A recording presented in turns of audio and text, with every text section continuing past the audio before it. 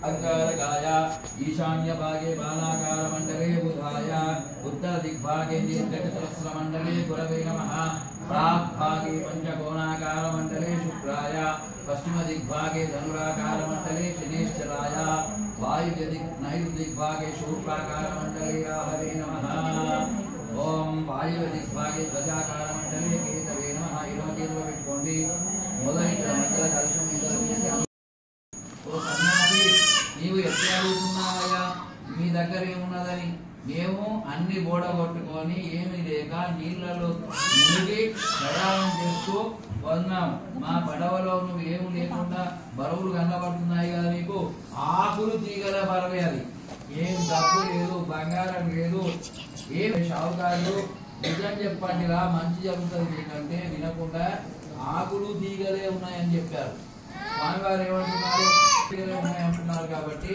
నీ ఏదైతే నాకు ఉన్నాయని చెప్పారో అవే ఉంటాయి అవే ఉండుగాక అని చెప్పి వెళ్ళిపోయారు ఆయన కొంత దూరం వెళ్ళిపోయినాక పడవ చూసుకుంటే ఒక్క దగ్గర కూడా రాగి పైస లేదు అన్ని ఆకులు తీగలే కట్టబడ్డాయి గోడుగోడున దుఃఖిస్తూ ఆ పెద్ద మనిషి తీగలోకి పడిపోయాడు ఆ సేవకుని సహాయంతో నీళ్లు తల్లి కదా అంటే బ్రతకడం బ్రతకపోవడం తర్వాత మాట సన్యాసి కట్టబడుతున్నాడు దూరంలో ఆయన పాదాలపై పడి వేడుకున్నాము ఏమన్నా మాయో మంత్రము చేస్తే ఆయన దయతమూర్తి శంకు చక్రాలు గద మెడలో తులసిమాల ధరించి లక్ష్మీ అమ్మవారిని వక్షస్థలంలో ఉంచుకొని కిందపడి ఒరే వైశ్యులారా ఇంతవరకు మీరు పూజ చేయలే ఇప్పుడు మీకున్న ఆకులు పూలు పత్రులు నాకు పూజ చేశారు మీ డబ్బు అక్షరమే ఉన్నది మీ పడవలో వెళ్ళి చూసుకోండి అని చెప్పి దీవించి పంపించాడు మళ్ళా షావుకారులు ఎక్కి పడవ చూసుకుంటే వీళ్ళు ఎక్కడ ఏది పెట్టిందో అక్కడ యథా ప్రకారంగా ఎప్పుడు పెట్టినట్టుగానే ఉన్నది అంతా భగవంతుని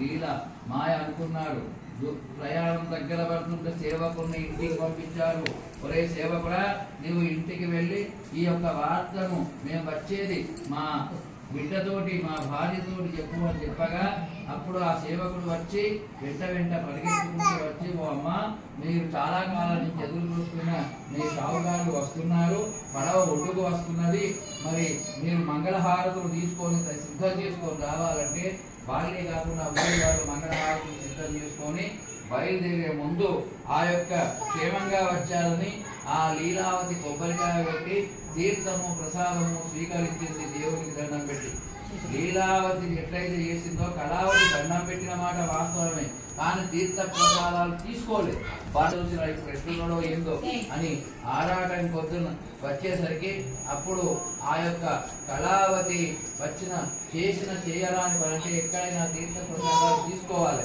తీసుకోకుండా వచ్చింది కాబట్టి ఆమె భర్త పడవ నీళ్లలో మునిగిపోయింది ఎంతమంది చేత గజయితగాలను ప్రవేశపెట్టినా నదిలో దొరకలేదు అప్పుడు ఆ కళావతి నదిలో దూకబోతుంటే ఆకాశవాణి కళావతి ఆగు నువ్వు నదిలో దూకి ఈ గజయితగాళ్ళు చేయరాని పని నువ్వు చేయగలుగుతావా ఏమిటి నువ్వు చేసిన తప్పు నీ దగ్గర పెట్టుకొని నువ్వు తీర్థం ప్రసాదం తీసుకోలేదు అందుకే నీ భర్త దూరం అయ్యాడు నువ్వు వెంటనే ఇంటికి వెళ్ళి తీర్థము ప్రసాదం తీసుకుంటే నీకు శుభం జరుగుతుంది అని చెప్పేసరికి అప్పుడు ఆ కళావతి మళ్ళా ఇంటికి వచ్చి దేవునికి దండం పెట్టి తీర్థ ప్రసాదాలు బ్రాహ్మణుల చేత దీవెనలు అందుకొని తీసుకున్నది వెంటనే నది ఒడ్డుకు వచ్చేసరికి ఆ కళావతి భర్త పడవ ఒడ్డుకు చేరి ఉన్నది సురక్షితంగా వెళ్ళబడుతున్నాడు అప్పుడు అందరూ అది సంతోష కార్యక్రమంగా భావించి అందరక్కడ సత్యనారాయణ వ్రతం చేసుకొని తీర్థ ప్రసాదాలు ఒకళ్ళకొకళ్ళు పంచిపెట్టుకొని వ్రతం పూర్తి అయినాక అందరి ఇళ్ళకు చేరుకున్నారు అంటే ఏమిటి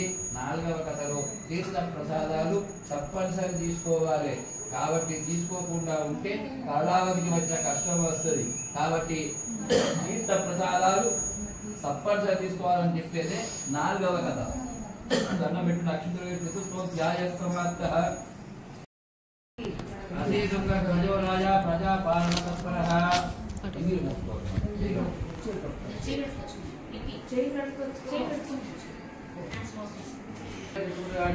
వేటాడి ప్రజలకు మేలు చేసే ఉద్దేశంతో వాటిని సంపాదించి తిరిగి వీటి కింద వ్రతం చేస్తున్నారు సత్యనారాయణ పూజ రాజుగారు ఆ వ్రతాన్ని చూసి చూడనట్టుగా దేవునికి దండం పెట్టకుండా తీర్థ ప్రసాదాలు తీసుకునే ఉద్దేశం లేకుండా గర్వంతో అక్కడి నుంచి వెళ్ళిపోయారు వాళ్ళు ఎన్ని విధాల ప్రయత్నం చేసి తీసుకువచ్చి పెడదామన్నా తీసుకోలేదు తెల్లవారి రాజ్యానికి బయలుదేరి పోతుంటే అన్ని అపశకునాలు దుశ్శకునాలు ఎదురయ్యాయి. భర్త ఉన్న స్త్రీ కొట్టకుండా పట్టుకొని ఎదురుగా వచ్చింది. రాజుగారికి తిరుగుతున్నాడు.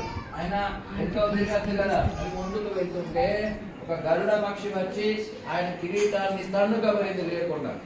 మరి ఆ తన్నుకునే ఆ గరుడ పక్షి యొక్క గోర్లు తిరిగి ఈయనకు రక్తం కారుతున్నది. మళ్ళా కొంత దూరం వెళ్ళేసరికి ఒక సేవకుడు వచ్చాడు. ఎట్లా ఆయనకు ఇప్పుడు ఈ కాసేపటికి ప్రాణం పోతున్నట్టుగా రక్తం కారుతున్నది. ఏమిటిగా ఇట్లా వచ్చావంటే ఏమున్నది, రాత్రికి నువ్వు లేవు, వెనుకకు తిరిగి అడవి లోపల దిగుతూ ఎన్నో కష్టాలను అనుభవిస్తూ, మరి కష్టాలు ఏముంటాయంటే రాజు భోగాలు ఉన్నాయి కదా, అడవి లోపల హంసతులేక తల్పాలు ఉన్నాయి. మరి అంటే మంచిగా వాళ్ళు పడుకునేటందుకు మంచిగా ఉంటాయి, పడక గదులు కానీ పడకలు కానీ. మరి అక్కడ కటిక నీళ్ళ మీద బండ రాళ్ల మీద ముళ్ళు దారి వెంట ఉంటే కొట్టుకుంటూ ఆయన రాజుగారికి కట్టుకున్న పెద్ద వస్త్రం క్రమంగా ఒక ఒడ్డరి లేవు. కొంతకాలానికి ఆ అడవిలో దొరికే తొలికి పండ్లు, పాల పండ్లు, మరి ఈ యొక్క పండ్లు కూడా లేకుండా అయిపోయినాయి. ఈ రాజుగారు ఏమీ చేయలేకుండా దుఃఖాన్ని అనుభవిస్తూ ఒక రోజు కొన్ని సంవత్సరాలు 11-12 ఏళ్ళు గడిచినాక అప్పుడు జ్ఞానోదయమై దేవునికి పైకి చూస్తూ ఆ నారాయణమూర్తిని తలుచుకొని, ఓ నారాయణ, ఓ భగవంతుడా, నాకెందుకు ఇటువంటి కష్టం కలిగించావు? నా బాధ్యతలను ఎన్నడూ వదిలిపెట్టలే. నేను నాకు కష్టం వచ్చే ముందర కూడా క్రూరముగాలను వేటాడి ప్రజలకు మేలు చేసిన నా పద్ధతిలో నేనున్నా, నాకు ఎందుకు ఇటువంటి కష్టం? ఓ స్వామి, నీరే నాకు దిక్కు అని ముందు చేతులు ఎత్తి దండం పెడితే, నువ్వు అన్ని చేసినవి కరెక్టేరా, మరి ఒక పాలల్లో కనుక చక్కెర వేస్తే పర్వాలేదు, తీర్థ ప్రసాదాలు బ్రాహ్మణులు కాకుండా వాళ్ళ మీద చిన్న చూపు ఉన్నది కనుక వాళ్ళ చేతనే దేవుడు చెప్తున్న పద్ధతి ప్రకారంగా తీసుకొని అట్లా వ్రతాలు చేస్తున్నాడట. క్రమంగా 1, 2, 3 అయ్యే వరకు మొదలు భార్య చేరుకున్నది ఎదుర్కొంటూ ఈయన దగ్గరికి. తర్వాత కొంతకాలానికి కుమారులు, తర్వాత సైన్యము, తర్వాత వ్రతాలు పూర్తి అయ్యే టయానికి భగవాన్ అనుకున్న రాజులు వచ్చి, నాయన నీదే సింహాసనం, నువ్వు లేనప్పుడు దొంగతనంగా నీ సింహాసనాన్ని దక్కించుకున్నా, నీ పదవిని, అది నీదే అని చెప్పి వాళ్ళు అప్పగించారట.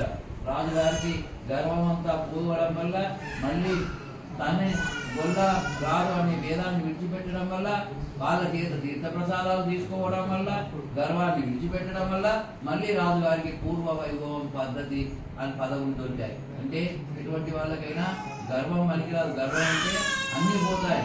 గర్వాన్ని వదిలిపెట్టాలి, గర్వాన్ని మొత్తానికే వదిలిపెట్టాలి. దానంత చెడ్డది, దర్పం అంత చెడ్డది ఏది లేదు. కాబట్టి అహంకారం ఎప్పుడు పనికిరాదు. అంత నేనే అన్న భావన ఉండద్దు. అందరిలో మనం తెలిసినవి చెప్పాలి, మనం తెలియని తెలుసుకోవాలి. వాడికి ఏం తెలుస్తుంది, నాకే తెలిసినంత ఇంకోటి తెలియదు, నాకు తెలిసినంత ఎవరికి తెలియదు అనుకునే పద్ధతిని విడిచిపెట్టాలని చెప్పేది 5వ కథ. ఈ 5 కథలు విన్న వాళ్లకు, చెప్పిన వాళ్లకు, చూసిన వాళ్లకు భగవంతుడు ఆయురారోగ్య ఐశ్వర్య సుఖ సంపదల నుంచి కార్తీక మాసంలో ఈ వ్రత పుణ్యం వల్ల అందరికీ మేలు జరగాలని ఆ దేవుడు దీవిస్తాడు, మంచి జరుగుతుంది. ఇది 5వ సమాప్త. జై బలో సత్యనారాయణ స్వామికి జై. క్షమస్వ గణాధిప క్షమస్వ పరమేశ్వర క్షమస్వ పరమేశ్వరి క్షమస్వ జనార్దన ప్రమాదాత్ కుర్వతాన్ కర్మ ప్రత్యవేత అధ్వరే యది స్మరణాదిగతద్దిష్టం సంపూర్ణం స్యాది స్మృతి. 3 సార్లు శ్రీ విష్ణువే నమః, శ్రీ విష్ణవే నమః, శ్రీ విష్ణవే నమః. గట్టిగా అనండి. నమో నారాయణాయ, ఓం నమో నారాయణాయ, నమో నారాయణాయ, ఓం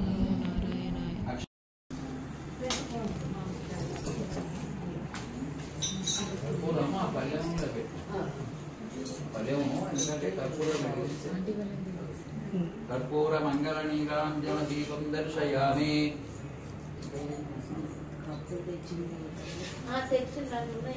ఇక్కడ పట్టుకోండి.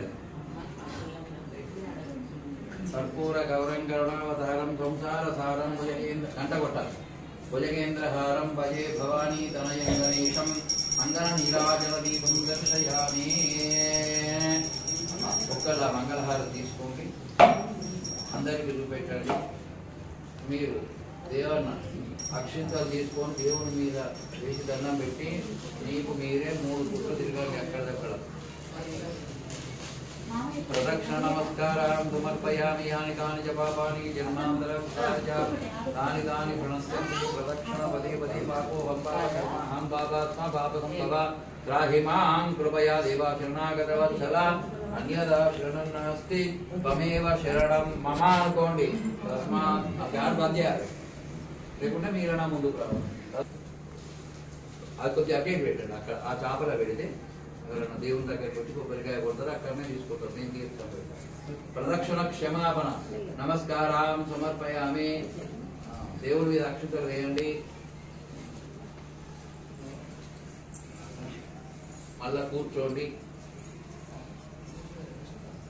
ఆపదాం భర్తారం అమ్మ ఇలాంటి వెళ్ళేవాళ్ళు మంగళహారతి కూర్చోండి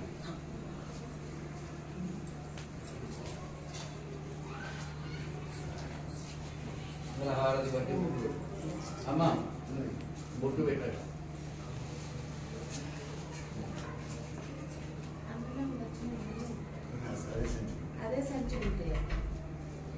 ఆపదాం భరత్సారం దాతారం సర్వసంపదాం లోకాభిరామం శ్రీరామం భూయో భూయో కళ్ళకిస్తారు కళ్ళక మంగళహారతిలో కట్నం పెట్టాలి దేవన్న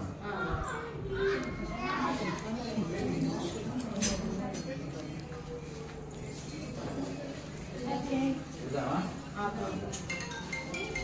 సరే ఓ అక్కడ పూలు ఉండేవో పూలు పెట్టండి అట్లా మంగళహారతి ఆమెనే పట్టుకుంటాడు మీరు అంటూనే ఉన్నారు మీరు ఇట్లా లేచి ఒకసారి మంగళహారతి దేవుని ఇంట్లో పట్టుకపోమ్మా మీరు ప్రదక్షిణ చేసిన దగ్గరికి రండి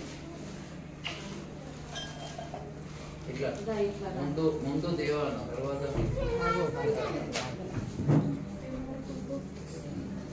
అక్కడికి వెళ్ళి దేవుని ఇంట్లో పోయి దండం తెచ్చాండి ఇక్కడ అయ్యగారు కొన్ని అక్షింతలు ఇవ్వండి అమ్మ ఒక పల్లెం ఆహా అమ్మ ఆ భారతి అక్షింతలు ఇక్కడ పెట్టిన దాంట్లో ఒక పల్లెం తీసుకున్న